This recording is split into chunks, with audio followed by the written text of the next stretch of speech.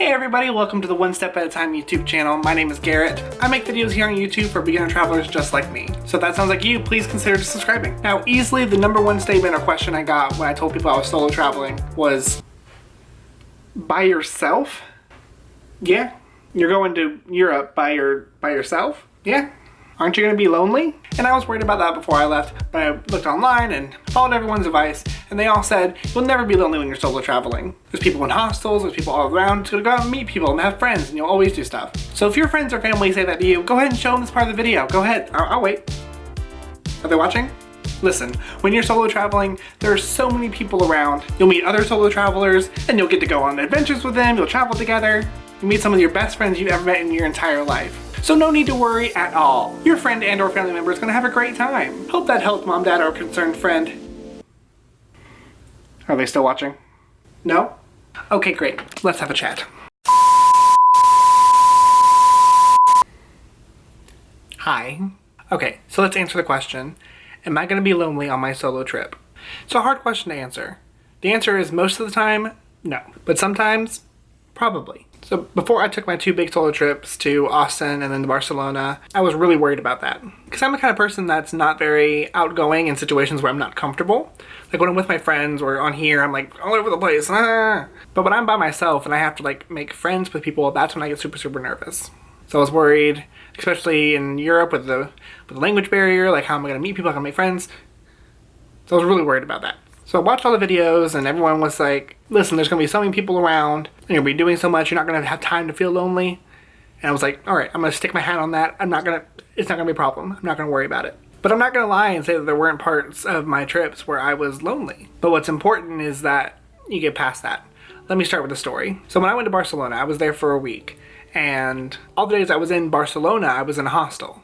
So I was with people and doing the events and all the hostel stuff, so that was fine. But one day I traveled down to Sitges. I've heard it pronounced a million ways. Went down to Sitges and splurged and got an oceanfront hotel. I was excited for the beach, I was excited for the nightlife. It's like one of the gay capitals of the universe. So I was like, I'm excited for that. And then I got there and I walked into the hotel room and closed the door behind me and was like, all right, what do I do? So I spent the day at the beach and doing all the touristy stuff, and then when it came time for me to want to go out, which I really wanted to, I didn't. I was intimidated by the scene. There was so much going on, and I was by myself. I didn't speak the language and all this stuff, and I just felt like I really wished someone else was here with me. I should have either asked somebody or done something. I wish someone was here, and there's no one here. And the one thing solo travel has taught me is to be really comfortable with yourself, so you can kind of do. So most times I can kind of like push through it and go do the thing anyway. But this, I was just really uncomfortable going by myself, just because it was a new experience, new language, didn't understand. So I didn't push through. I spent the night in my hotel room watching Netflix and being lonely. And I really felt bad for myself because I really wanted to go out, and I was like, I'm stopping myself from doing this thing. I'm feeling bad about myself. I'm just sitting there feeling lonely. And I had to sit there on my balcony listening to the ocean and trying to relax and enjoy, and I had to eventually just give myself permission to not be so hard on myself. I was feeling lonely because I didn't have someone to go out with me to do this new experience when I had already done so much outside of my comfort zone. And I was in a different continent for the first time, for heaven's sake. And people often have this feeling or this thought that negative emotions are like negative, loneliness, melancholy, sadness, but they're just part of the human experience. So it's okay to be lonely when you're traveling. You're not any less of a go-getter, of a traveler, of an adventurer if you feel lonely and you wish someone else was there. But that's why it's so important to put yourself in situations where you have the best chance to not be lonely. And I can tell you what I did wrong in this situation, and it has led me to coin a term or make up a term that I use for myself all the time. When I walked into the hotel room and there was no one there, there's this moment of, now what? And I fudged up the now what moment. Because when you're by yourself, especially, this always happens to me right when I get somewhere. So the plane lands, I get off the plane, I'm on the bus, go to the hostel, put my bag down in the hostel, Now what? What happens now? It's a very crucial moment. Because the first time I went on a solo trip, I went to Austin, I failed the now what moment. I got in the hostel and it was like, all right, now what?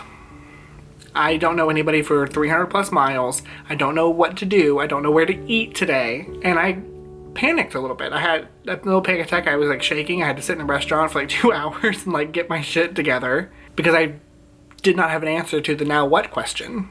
And that is something that will just get easier as you go. And it won't just happen when you get there. It'll happen multiple times. But when I went to Barcelona, I checked into the hostel. I was a little jet lagged. I took a nap. And then I woke up. And then I was like, now what? Walking tour. I went on a walking tour. It was offered through the hostel. I knew what time it was. It was get up and go. Now what? And it really just puts your whole trip on a better kind of footing. And it doesn't just happen when you get there. It'll happen every day throughout your trip. Several times a day throughout the trip. It's like, all right, I finished lunch. Now what? I can sit here and be lonely, or I can find something to do. It's another thing solo travel has really taught me to do is just really seize your moment. So to answer the question, am I going to be lonely on my solo trip? Probably. Is that a bad thing? Not always. It's an emotion just like anything else. It's part of the human experience, and it's a learning experience. It's a life lesson. Not everything's going to be perfect every second of every day, but what's important is how do you deal with the loneliness? How do you answer the now what question? Alright, well I hope this video helped you. Don't let the fear of being lonely stop you from taking your solo trip.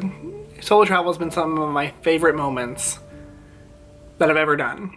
And when you push through those moments of loneliness and confusion and fear, it just makes the beautiful moments all that more special. So I hope you liked the video. If you did, give it a thumbs up. Don't forget to subscribe down below.